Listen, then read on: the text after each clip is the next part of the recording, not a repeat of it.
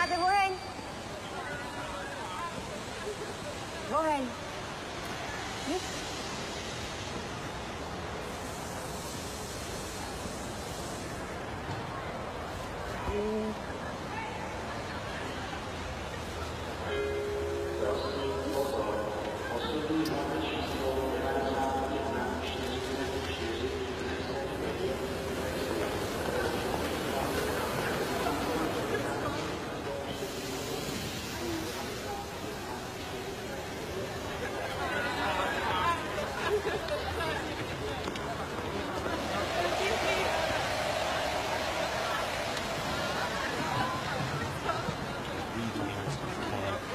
Now I got these college kids like a discotheque. Listen.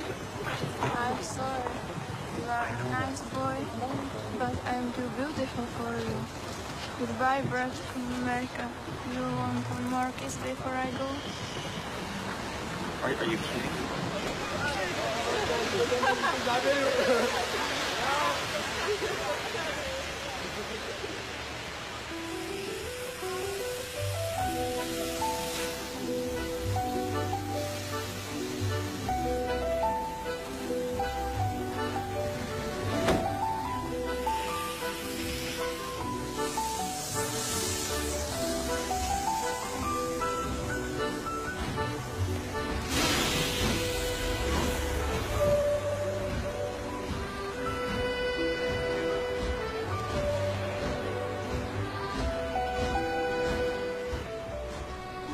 I am here tonight to tell you about a father who loved his son and a son who loved his dad. The way this story is going to unfold for you is a little bit different because I want to bring it to now. You see, a dad would go home and he would go by the school, and every now and then he would pick up his son and say, "Son, why don't you go to work with me?" The boy loved that. And when his dad would just come and pick him up, he was the happiest boy ever. He knew that he would get to spend the afternoon with his father at work, and he would get his coat and they would walk, and he would bring hot chocolate for his son for it's really cold, and they would go through. But this boy was different. This boy would see things. This boy wasn't normal. And when they were walking one afternoon going to where dad worked, this boy would notice things that other people wouldn't notice. He sees things other people wouldn't see. He sees a man in a bathrobe in the middle of the street who's yelling at a second-story window. He sees a woman who's very angry at him and doesn't really want to hear what he says. This boy, as the rest of the world hustles by, he slows down. He sees the hurt and the pain. He sees the anguish and the sorrow. He sees the window closed and a desperate man trying to get away. What he did doesn't matter. That he hurting is all that matters. And this boy would see these things. His father rushes and gets him by the hand and says, "Let's go. We'll be late." He would stop and look one more time. Can I stop his pain? Can I stop her hurt? But the boy loved his father. They would go and they would catch the trolley. I think that's what you call it here. We call it a tram. Yeah, I don't know the words. But he would get on there with his dad, and the boy would just notice people. He would look. And that day, one particular, he noticed something as he got on the train. To explain something, as you can hear, there's a train coming, and I got to get through this before the train gets here. He saw a man, he saw a woman. He saw that the man seemed very happy and the woman seemed very sad, and he couldn't understand why they could be together and one be happy and the other be sad. He couldn't understand that, but the little boy knew that there was something wrong. He had this feeling, this instinct that was amazing, how he cared for other people, but he loved none other than his father. He knew his daddy loved him, and as he watched the world and their hurt and their pain, he knew that he would always have a father. But even notice this, I need you to understand as you hear this story and get involved in the life of this man and his son, I need you to notice that there's no mom. As they walked through the woods, the boy would say to his father, Dad, what will I do when I grow up? What will I get to do? Will I get a cool job like yours? How will I work? He says, I don't know, but I want to change the world. I want to do something great. I want to do something wonderful. I want to help people. I want to do something that could change the lives of anyone. I just want to be that great. I just want to do something good. And as he walked with his dad would say, son, you will be great. You will be awesome. You will change the world. Your life is going to be incredible. But there was a train coming. There's always a train coming. The train is called life. We're all on the train of life, just riding. Whether we realize the truth or not, whether we realize what's happening or not, we're all on that same train tonight. Only God has saw it fit for us to be in the same room, in the same car, for such a time as this. When they get to the edge of the train track, he could see where his father worked. You see the bridge? That's what his dad did. You see, the bridge was very, very important. Boats needed to come to the harbor to get off their goods so they could make money. But trains were coming with people going from one town to the next. Not many cars in Europe, so they couldn't use a lot of that. So many people, not enough roads. So everybody used that train to get from the town to town to get to work and to get home. And one day the train was coming by. What you have to understand is that boy loved going to work with his dad. He would stay right by the river's edge, and he would do what he loved to do the most. Let me explain that. He loved to fish. Anybody like to fish here? All the guys go, The dad looks at his boy and he says, son, now remember the rules. You got to stay right here because I can see you from the window right here. Don't get out of the sight of this window because you got to stay there so I know you're safe. Catch you something good to eat. But as you can hear, the train's coming. The father's job was cool. If I wasn't a preacher, I wouldn't mind doing that. Get to work. Get grease on you. Even if you didn't have to, you just squirt it on you like you feel like you did something. That's what I would do. There was a boat coming in the harbor. Timing is very essential. I'll go ahead and give you the key. The key is this. There's always a light. Everybody say light. Say it again. One more time. There's a light that the train conductor needs to see. If that light is green, he can go. If it's red, he must stop. You see, God has given us road signs in our life that we must read. Lines that tell us to go and lines that tell us to stop. Whether we read those and believe them or not is up to us. That's why some of you have fallen and you cannot get up. But tonight, that's why I'm here. The boat needed to come through, so he called, and the man said, okay, I got time. It's a long time before the train should come. So he pulls the lever, as you just saw, and the big, huge steel bridge, the gears started turning. They started cranking the steam. All of a sudden, gears are moving, and that big, huge bridge is just starting to go up. As it rises higher and higher, he has to watch and make sure everything's set, everything's good, everything's fine. As he looks out the window, he can see everything, but the dad, being a good dad, keeps one eye on his work, but the other eye on his baby. One eye on the world, but the other eye on his children. You think God doesn't know where you are? He keeps one eye on his world and one eye on his child. No matter what you've done or where you've been, it's one eye on the world, but the other eye's on you. He's watched you and he's kept you. Even though your train is coming down the track, he understands that. And even though sometimes, I don't want to get ahead of myself.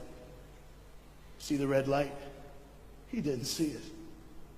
So many times we don't see the red light. See, to just say the train was early. The boy can hear and see the steam. And he looks and says, Daddy, the train. Daddy, the train's early. Daddy, you got a daddy. Hey, Daddy, the train.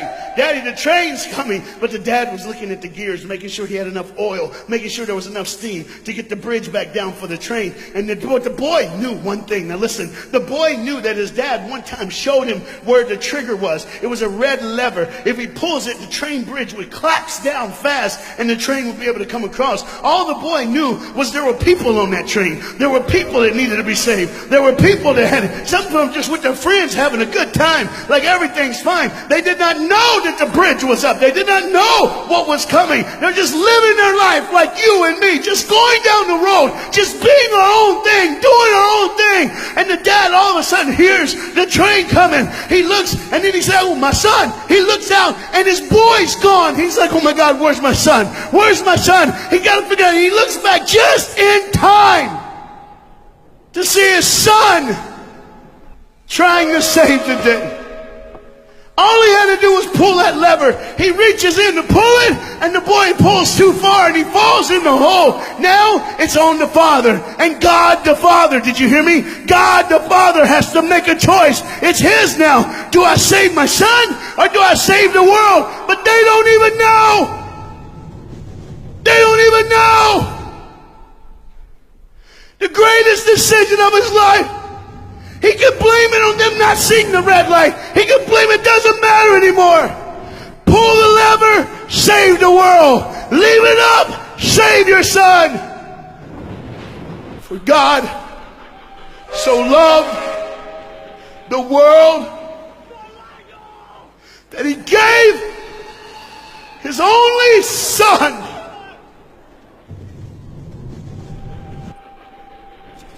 Whosoever believes in him will not perish. 3, 2, 1. So, they didn't even know. They never would know. They didn't even know the train goes by. It's fine. Everything's cool. The bridge is down. Just like always. It's always going to be down. Are you hearing me tonight? He gave his only son. For God so loved the world that he gave. And you know what's amazing? I wonder what God did right when his son died on that cross. When he breathed his last breath. When he took that breath and he breathed and it was over. Here's what the Father would have looked like. They didn't even know, just trying to think of their life. Just trying to figure out what they're going to do next. Just thinking about the person they're going to see, the people they're going to hang out with. Just trying to be, just loving, caring. Doesn't matter if you're blind. Doesn't matter if you're putting on a little more makeup, trying to look pretty for somebody, or just wearing another mask. It doesn't matter. God gave his son for you. What will I do when I grow up? Where will I go when I grow up? What will I change? And there was a girl in the bathroom on the train, liquefying her heroin to shoot up one more time. He died for her. He died for her. But in one moment, are you listening? In one moment, as the Bible says, everybody gets a chance. In one moment, to see the look of the Father when he knows when you realize what he did for you, when you realize the sacrifice, when you realize he let his son die so that can live, when you realize what he did, no matter what you're doing, no matter where you're at in this life, no matter what you're a part of, you gotta stop. You gotta stop. Even if it's for 1 second and think, my God, he did it for me. He did it for me. And I pray to God you drop what you're doing. Drop what you're doing. With all the pain and the hurt and the sorrow in the world, he did it for you. That's why you're so quiet. You see, the train's coming. The train's coming. Everybody has things. You have ways of I don't want to do that. I don't want to, but why do I keep doing it? Even Paul said, why do I do? My flesh tells me, and I do what I know is wrong, and I don't do what I know is right. You got to understand tonight, the fight is on, and we can win. We become more than conquerors through Jesus Christ. And I'm not preaching just for me. I'm preaching on behalf of you. But what you got to understand is, there had to be a moment in those 3 days when Jesus died on a Friday and rose again on a Sunday. There had to be this moment. Go ahead, look at the screen. When it was just God and his baby and his son.